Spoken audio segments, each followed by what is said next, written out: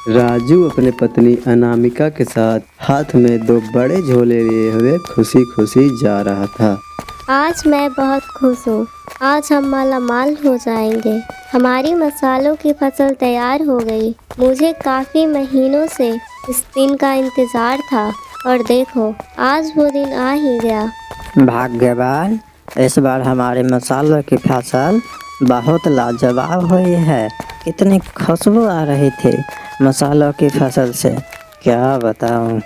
अब जल्दी से हम खेत में जाकर अपनी फसल को इकट्ठा कर लेते हैं। दोनों ही बात करते हुए जैसे ही अपने खेत पर पहुंचते हैं तो वे देखते हैं कि उनका सारा खेत खाली था।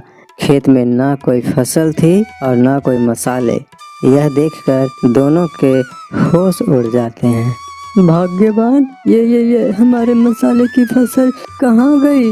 ये तो पूरा खेत खाली पड़ा है। मैंने कल रात को ही देखा था, मसाले की फसल यहीं थी। दोनों ये सब देखकर बहुत दुखी होते हैं। आखिर एक ही रात में राजू की मसालों की सारी फसल कहाँ गायब हो गई। अब राजू और अनामिका किन कर्जदारों की बात कर रहे हैं? आखिर उन्होंने लाखों रुपए देकर मसालों की फसल क्यों लगाई थी? तो इन सब बातों को जानने के लिए हम चलते हैं इस कहानी के पिछले मोड़ पर। ये बात है आज से कुछ दिन पहले की। एक दिन सवेरे सवेरे खेत का मालिक, जिससे राजू ने खेती करने के लिए जमीन ली थी, वो पहली बार अपने खेत में आता है। जब वो अपने खेत में मसालों की फसल को देखता है तो उसके होश उड़ जाते हैं। राजू की मसालों की फसल तैयार हो गई। आह, कितनी खुशबू आ रही है। ये मसाले की फसल तो लाखों रुपए में बिकेगी। एक काम करता हूँ, आज रात सारी फसल गायब कर देता हूँ और इसे शहर ले जाकर बेच दूंगा। फिर इसके बाद मेरे पास पैसे ही पैसे होंगे। इतना कहकर खेत का मालिक वहाँ से चला जाता है और तभी पेड़ पर बैठी चिड़िया इस लालची मालिक की सारी बातें सुन लेती है और कहती है, यह आदमी तो गरीब राजू को धोखा देने की बात कर रहा है। मुझे इस आदमी के मकसद में कामयाब नहीं होने देना होगा। राजू ने इस फसल की कितनी सेवा की है, रात दिन मेहनत करके यह फसल उगाई है। बेचारे की सारी मेहनत बेकार हो जाएगी। मैं ऐसा नहीं होने दूंगी। वह चिड़िया अपने जादू से फसल को जादुई मसालों की फसल में बदल देती है। शाम का समय था। राजू अपने खेत में आता है और अपनी फसल को देखकर मन में सोचता है कि मैं अपनी फसल को सुबह अपनी पत्नी के साथ आकर काट लूंगा। अगले दिन राजू और अनामिका दोनों अपने खेत में आते हैं तो खेत में फसल नहीं थी।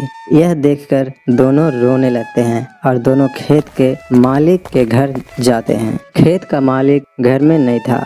तभी वे दोनों अपने घर आ जाते हैं तो देखते हैं कि खेत का मालिक उसके बेटी के गर्दन पे बड़ा सा चाकू रखे हुए था। अरे मालिक, छोड़िए मेरी बेटी को। ये आप क्या कर रहे हैं? राजू, मसालों की फसल कहाँ रखी तुमने? कल रात मैं खेत में फसल चुराने गया था, लेकिन मसालों की फसल नहीं था वहाँ। हाय, मेरे लाखों रुपए की फसल कहाँ गई?